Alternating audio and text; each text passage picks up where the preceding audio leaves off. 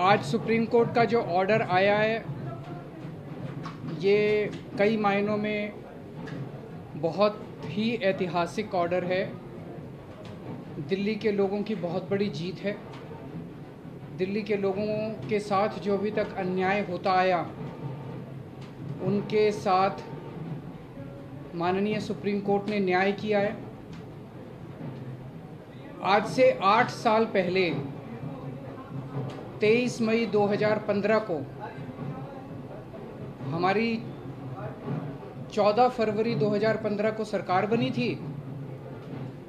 फरवरी, मार्च, अप्रैल, मई 3 महीने के अंदर, सरकार बनने के 3 महीने के अंदर ही जैसी हमारी सरकार बनी 67 सीट आई।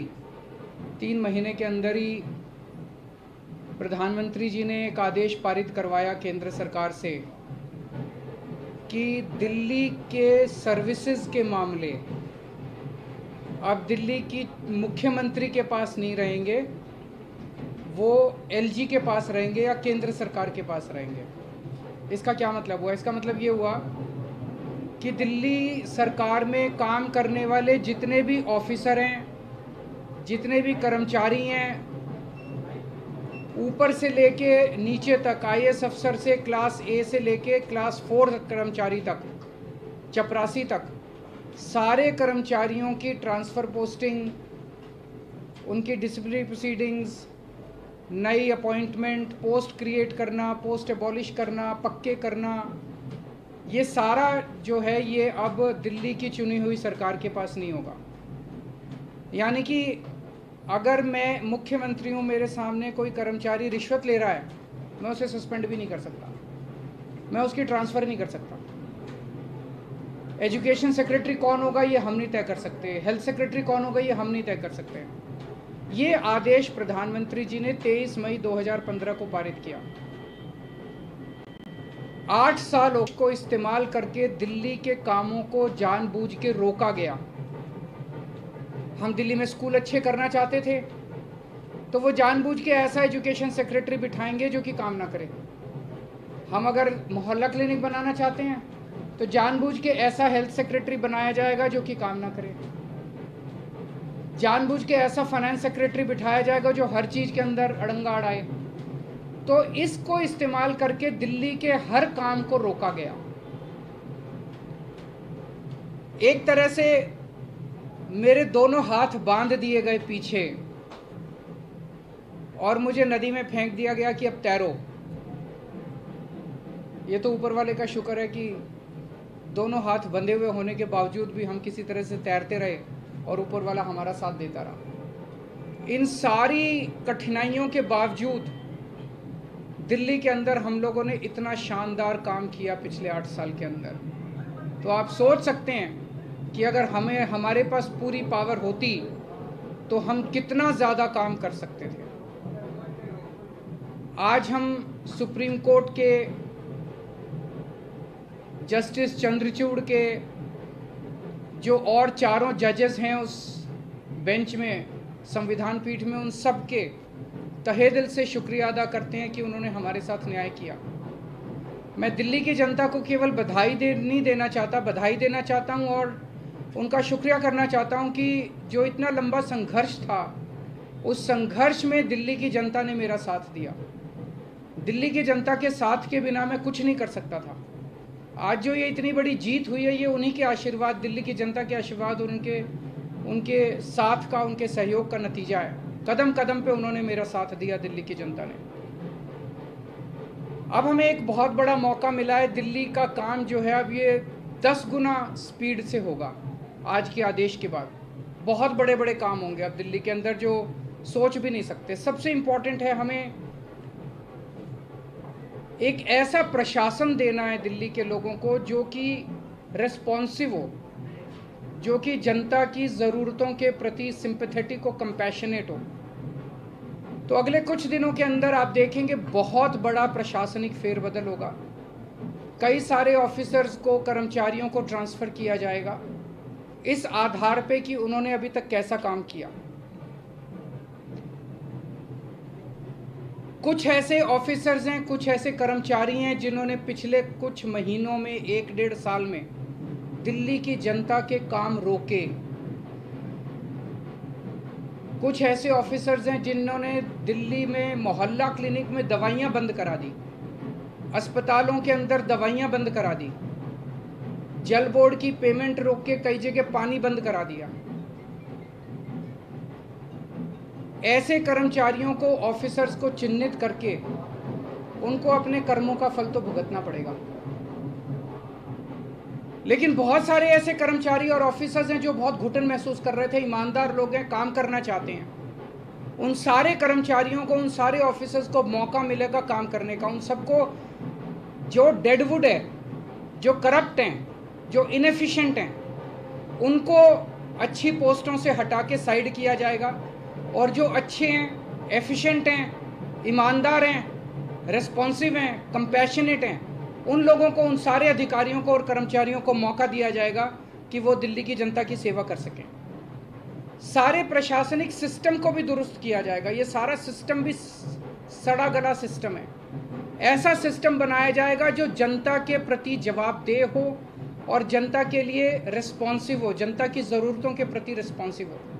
तो व्यवस्था के अंदर जितनी कमियां हैं, इन सारी कमियों को दूर किया जाएगा। तो पूरे सिस्टम को और ऑफिसर्स को और कर्मचारियों को जनता के प्रति जवाबदेह बनाया जाएगा और जनता के लिए रिस्पॉन्सिव बनाया जाएगा। एक लीन एंड थिन गवर्नमेंट तैयार की जाएगी। Lean, thin, responsive, compassionate and accountable government. ये हम चाहते हैं। दिल्ली, जैसे दिल्ली ने पूरे देश को शिक्षा का मॉडल दिया, हेल्थ का मॉडल दिया, अब एक ऐसे गवर्नेंस का, एडमिनिस्ट्रेशन का मॉडल हम जनता के सामने रखेंगे, पूरे देश के सामने रखेंगे। मैं देखता हूं कि कई ऐसी पोस्ट्स हैं जिनकी ज़रूरत नहीं है। उनमें कोई भी कर्मचारी या अधिकारी बैठ के जनता की चार अड़चनें ही लगाता है। अगर वो ना रहे तो ज़्यादा अच्छा रहेगा। तो ऐसी पोस्ट्स को चिन्हित करके या तो उन्हें खाली छोड़ा जाएगा या उन्हें अबॉलिश कर दिया जाएगा। जहाँ जहाँ ज़्यादा पोस्ट्स की ज़रूरत है वहाँ ज़्यादा पोस्ट्स क्रिएट की जाएंगी। जहाँ जहाँ लोगों को ज़रूरत है वहाँ ज़्यादा पोस्ट, जैसे अब इतने मोहल्ला क्लिनिक बना रहे हैं, तो जब डॉक्टर्स की ज़रूरत है, पैरामेडिक्स, वहाँ और क्रिएट किए जाएंगे। तो अभी तक हम लोगों ने स्कूल, अस्पताल में एक मॉडल दिया। अब पंजाब के अंदर हम एक अच्छे लॉ एंड ऑर्डर, कानून व्यवस्था लागू कर रहे हैं। उसी तरह से दिल्ली अब कुशल प्रशासन का एक मॉडल पूरे देश के सामने देगा। मैं एक बार फिर से दिल्ली की जनता का बहुत बहुत आभार व्यक्त करना चाहता हूं, जिन्होंने पूरे संघर्ष में हम लोगों का साथ दिया। अगर हैं जी, बिल्कुल होगी। सर्विसेज आने के बाद हम नई पोस्ट क्रिएट कर सकते हैं, पुरानी पोस्ट अबॉलिश कर सकते हैं, कुछ भी कर सकते हैं। एसीबी अभी चुनी हुई सरकार के पास नहीं है, लेकिन विजिलेंस अब आ गया है।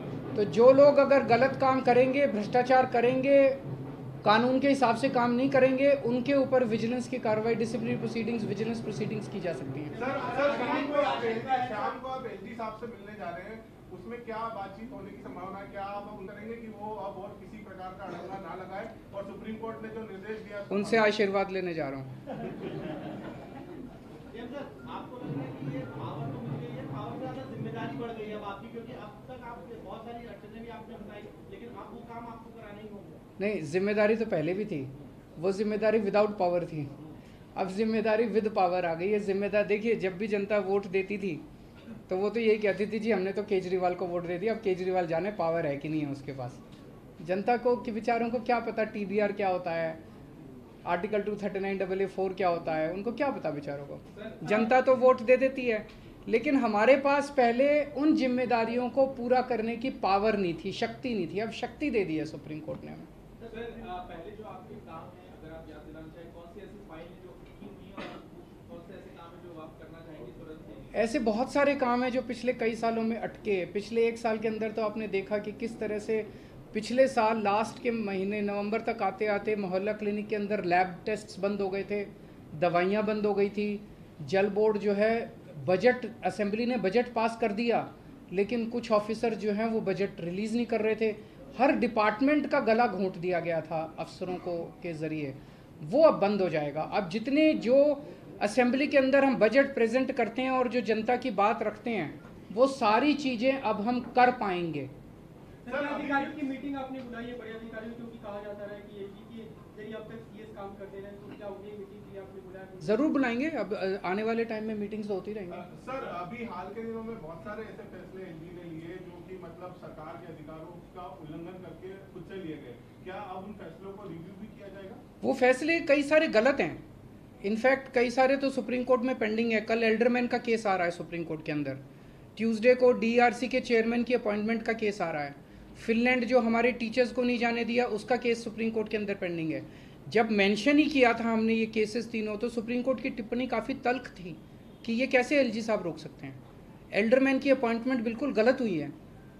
जो डीआरसी के चेयरमैन 4 महीने से फाइल एलजी साहब के पास पड़ी हुई थी, एलजी साहब ने अपॉइंटमेंट नहीं होने दी, तो हमें सुप्रीम कोर्ट जाना पड़ा। मुझे लगता है कि अब इतना सुप्रीम कोर्ट जाने की, हाई कोर्ट जाने की ज़रूरत शायद ना पड़े।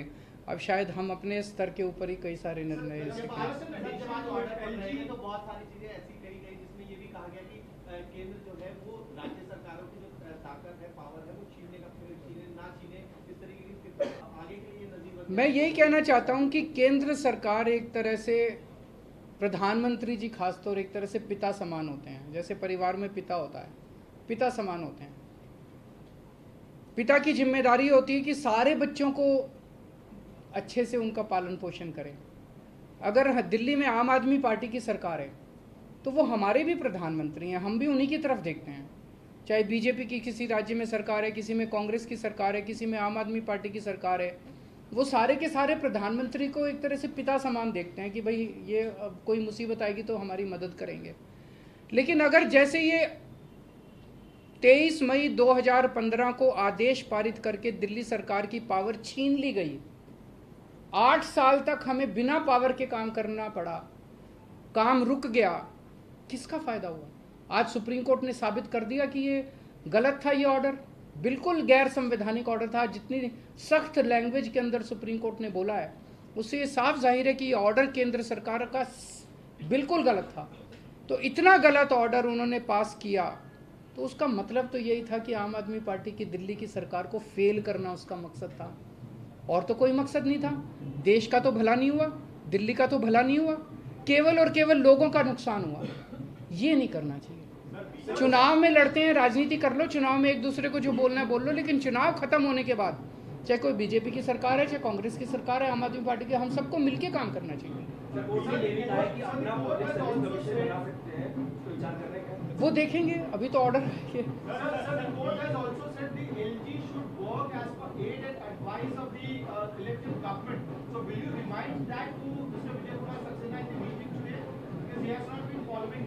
जब उनका आशीर्वाद लेने जा रहे हैं तो सारी चीज़ों पे आशीर्वाद है जी, मिलके काम करेंगे। बीजेपी के नेताओं को बयान ऐसा भी आ रहा है कि अभी संसद भी है, संसद में कानून भी बन सकता है, अगर गलत लगेगा तो उसमें बदलाव कर देंगे, बड़ी बेंच के पास भी जाया जा सकता है। ये पहले भी कोर्ट में दलील दी थी कि नौ बेंच के जाया जा सकता है मामले को लेकर।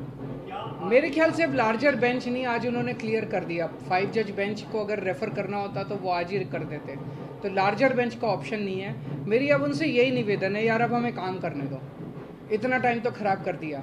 अगर आपने दिल्ली पे राज करना है तो दिल्ली के लोगों का दिल जीतो ना, कि अगली बार आम आदमी पार्टी को वोट ही ना दें लोग।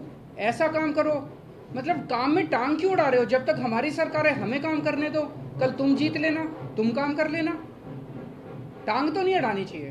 सर, महाराष्ट्र का जो फैसला आया है, बस की फाइल आपने पहले भेजी थी, कुछ दिन पहले ही कस्टमर सामने की थी, ट्विटर फाइल आप भेज चुके हैं, 2 फाइल लेटेस्ट आपने भेजी है, क्या आपका जवाब आ गया है या अभी आया नहीं? कानून के अंदर एलजी साहब के पास 7 दिन का टाइम होता है, तो वो भी मैं आज उनसे रिक्वेस्ट करूंगा कि 7 दिन में क्लियर करना चालू करें फाइलों। सर, महाराष्ट्र का जो फैसला आया है उसमें भी राज्यपाल की भूमिका को बहुत ही, मैंने उसको पूरा पढ़ा नहीं है, मैं अपना फैसला सुनने के बाद मैं वीके न्यूज, राष्ट्र के नाम।